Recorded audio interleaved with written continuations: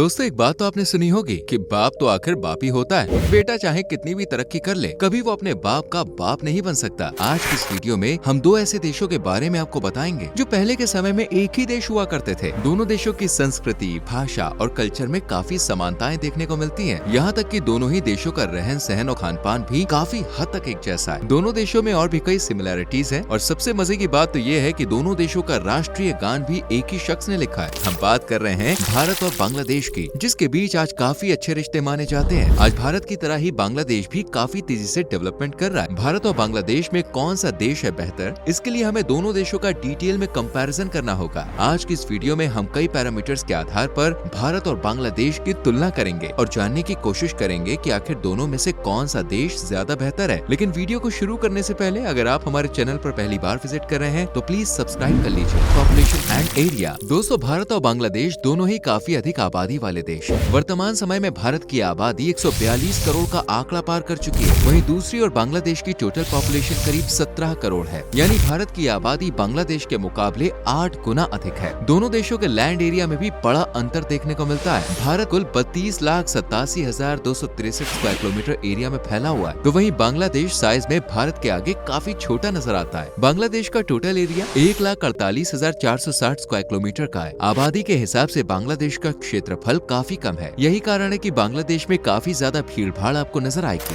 भारत में दिल्ली, मुंबई और बेंगलोर जैसे बड़े शहरों में ही भीड़ भाड़ और ट्रैफिक की समस्या देखने को मिलती है, जबकि बांग्लादेश में हर जगह ये समस्या देखने को मिलेगी। बांग्लादेश की गिनती दुनिया के सबसे प्रदूषित और गंदे देशों में की जाती है। यहाँ की हवा में सांस लेना भी भाई बड़ा मुश्किल होता है। बांग्लादेश की कैपिटल सिटी ढाका है, जिसको दुनिया की सबसे गंदी कैपिटल सिटी कहा जाता है। Diplomatic relations. दोस्तों, भारत और बांग्लादेश के बीच डिप्लोमेटिक रिलेशन की शुरुआत बांग्लादेश की आजादी के समय से ही हो गई थी। बांग्लादेश को पाकिस्तान से आजाद कराने में भारत का महत्वपूर्ण योगदान रहा था। असल में साल 1947 से पहले तक बांग्लादेश भारत का ही पार्ट हुआ करता था। जब भारत का बंटवारा हुआ तो बांग्लादेश वाली जगह पाकिस्तान के हिस्से में चली गई और इस जगह को ईस्ट पाकिस्तान का नाम दे दिया गया। लेकिन ईस्ट पाकिस्तान के लोग लगातार भुखमरी, गरीबी और आर्थिक तंगी का सामना कर रहे थे। यहाँ के लोगों ने अपने हक में आवाज उठानी शुरू की और अलग मुल्क की मांग की। साल 1971 में भारत की मदद से ईस्ट पाकिस्तान को पाकिस्तान से आजादी मिली और बांग्लादेश का जन्म हुआ। कई बार बांग्लादेश को भारत का पोता भी कह दिया जाता है। साल 1971 में ही भारत और बांग्लादेश के बीच राजनयिक संबंध स्थापित हो गए थे। दोनों देशों के बीच रिश्ते को करीब 53 साल हो चुके हैं। दोनों देश आपस में 4900 किलोमीटर से अधिक का बॉर्डर भी शेयर करते हैं। GDP and per capita income. दोस्तों, दो देशों की जब भी बात होती है तो वहाँ की जीडीपी के बारे में लोग जानने के लिए उत्सुक रहते हैं। आज भारत विश्व में 5वीं सबसे बड़ी अर्थव्यवस्था बन गया है। फिलहाल भारत की जीडीपी $3.8 ट्रिलियन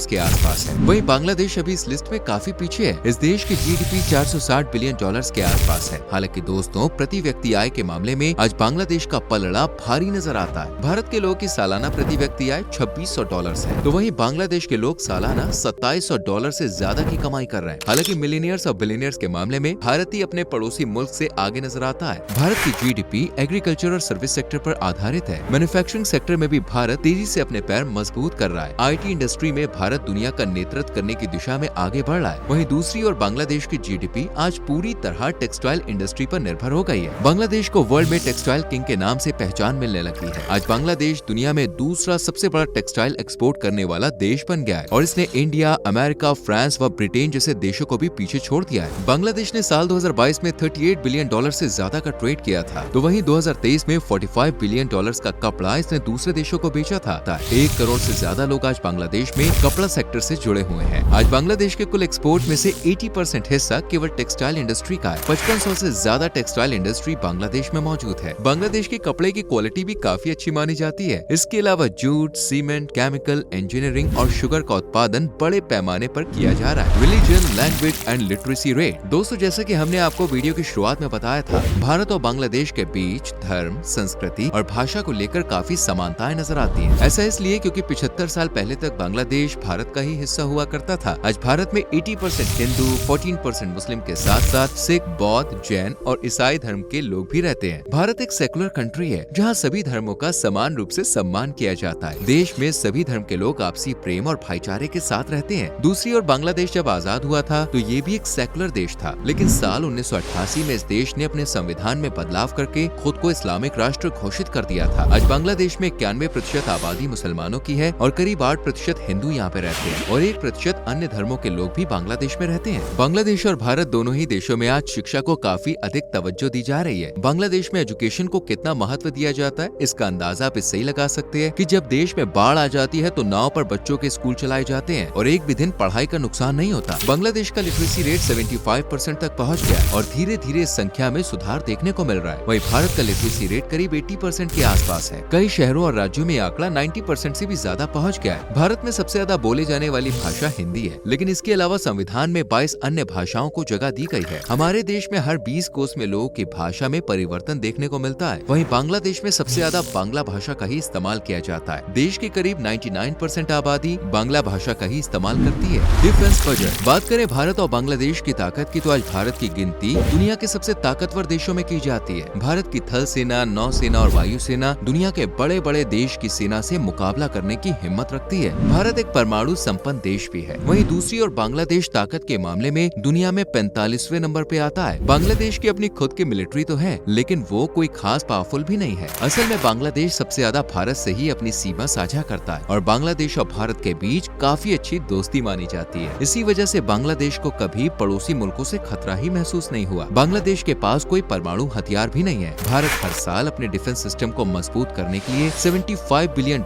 खर्च करता है, तो वहीं बांग्लादेश का डिफेंस बजट 6 से 8 बिलियन डॉलर्स के आसपास रहता है। फेमस फूड, चलिए दोस्तों अब हम भारत और बांग्लादेश के जायके पर भी नजर डाल लेते हैं। भारत के खाने में इतनी डाइवर्सिटी और वैरायटी है कि अगर आप डेली एक डिश भी ट्राई करें ना, तो सभी चीजें ट्राई करने में कई साल लग जाएंगे। हर राज्य अपने डिफरेंट स्वाद के लिए फेमस है। पंजाब की मक्के की रोटी और सरसों का साग, दिल्ली के छोले भटूरे, राजस्थान का दाल बाटी चूरमा, उत्तर प्रदेश की चाट, इंदौर का पोहा, महाराष्ट्र का वड़ा पाव और मिसल पाव, साउथ इंडिया का इडली सांभर बड़ा, बंगाल के रसगुल्ले, बिहार का लिट्टी चोखा जैसी अनेकों डिशेस हैं, जिनका नाम सुनते ही किसी के भी मुंह में पानी आ जाएगा। साथ ही हर गली मोहल्ले में आप स्ट्रीट फूड का स्वाद भी चख सकते हैं। वहीं बांग्लादेश का खान पान काफी हद तक बंगाल जैसा है। बंगाल की तरह ही मछली और चावल का प्रयोग सबसे ज्यादा किया जाता है। रसगुल्ला, पंटा भात, मिष्टी दोई, शामी कबाब, ठोकर दलमा, चिंगरी मलाई कढ़ी, हिलसा या इलिश कढ़ी, बिरयानी और हलीम जैसे व्यंजनों को बांग्लादेश में बड़े चाव के संग खाया जाता है। फेमस टूरिस्ट प्लेसेस, दोस्तों घूमने के मामले में तो भारत हमेशा से ही देश विदेश के लोग की पहली पसंद रहा है। आज भारत में 28 राज्य और कुल 8 केंद्र शासित प्रदेश हैं। कश्मीर को धरती का स्वर्ग कहा जाता है। इसकी सुंदरता वाकई में लाजवाब है। गोवा भारत का सबसे प्रमुख टूरिस्ट डेस्टिनेशन है। यहाँ की नाइट लाइफ और बीचेस का आनंद लेने हर साल देश विदेश से लाखों सैलानी आते हैं। राजस्थान में आपको भारत की संस्कृति की अलग ही झलक देखने को मिलेगी। यहाँ के ऐतिहासिक किले और उनका आर्किटेक्चर आपको दुनिया के अन्य किसी कोने में देखने को नहीं मिलेगा। उत्तराखंड और हिमाचल प्रदेश की हसीन वादियाँ हर किसी को अपनी ओर आकर्षित करती हैं। भारत की राजधानी दिल्ली में कुतुब मीनार और लाल किले जैसी अनेकों जगहें हैं जहाँ पे आप घूमने के लिए जा सकते हैं। नॉर्थ ईस्ट की हरियाली सैलानियों को मंत्र मुक्त कर देती है। मेघालय के मौसिनराम और चेरापूंजी वो स्थान है जहाँ दुनिया में सबसे ज्यादा बारिश होती है। इन सब के अलावा भारत की वाइल्ड लाइफ भी कमाल की है। Asian tiger, royal Bengal tiger सबसे ज्यादा भारत में ही देखने को मिलते हैं। पर्यावरण और जीवों के संरक्षण के लिए भारत में ढेर सारी wild life sanctuary, national park और टाइगर रिजर्व बने हुए हैं। घूमने के मामले में बांग्लादेश भी किसी से कम नहीं है। यहाँ की कैपिटल सिटी ढाका को सिटी ऑफ मॉस्क के नाम से भी जाना जाता है। शहर में 8000 से ज्यादा मस्जिदें बनी हुई हैं और कई मस्जिदों की सुंदरता काफी आश्चर्यजनक है। मुगल शासन के दौरान बनाई गई सैकड़ों इमारतें आज भी इस शहर में बनी हुई हैं। ढाकेश्वरी मंदिर इस शहर का सबसे ऐतिहासिक मंदिर माना जाता है। विभाजन से पहले संपूर्ण भारत के लोग की आस्थाएं इस मंदिर के साथ जुड़ी हुई थी। ढाका में रहने वाले हिंदू समुदाय के लोग आज भी इस मंदिर को काफी पवित्र मानते हैं। लाल बाग के किले का निर्माण 7वीं शताब्दी में राजा मोहम्मद ने कराया था, लेकिन ये किला अधूरा ही बन पाया था। आज इस किले को एक म्यूजियम और पर्यटन स्थल में तब्दील कर दिया गया है। सरदार घाट ढाका का एक रिवर पोर्ट है और नदी पर बने एशिया के सबसे बड़े बंदरगाहों में से एक माना जाता है। लिबरेशन वॉर म्यूजियम में आपको बांग्लादेश के इतिहास और आजादी की लड़ाई के बारे में काफी कुछ नया जानने को मिलेगा। सुंदरबंस के जंगलों में आप रॉयल बंगाल टाइगर देख सकते हैं। दोस्तों भारत में चलने वाली करेंसी रुपया है, तो वहीं बांग्लादेश की करेंसी को टका कहते हैं। हालांकि बांग्लादेश की करेंसी भारत के आगे कमजोर नजर आती है। एक भारतीय रुपया करीब 1.40 टका के बराबर है। तो दोस्तों ये थी बांग्लादेश और भारत के बारे में पूरी जानकारी। उम्मीद करते हैं आपको वीडियो पसंद आई होगी। अब आपकी बारी है, आप हमें कमेंट करके बताएं कि दोनों में से कौन सा देश आपको ज्यादा पसंद आया और क्यों। वैसे तो हम आपका जवाब जानते हैं, क्योंकि भारत जैसा खूबसूरत देश दुनिया में कोई और नहीं है। फिर भी हमें आपके जवाब का इंतजार रहेगा। आपसे मिलेंगे फिर एक नई वीडियो के संग। तब तक के लिए ख्याल रखिए। Bye bye, take care.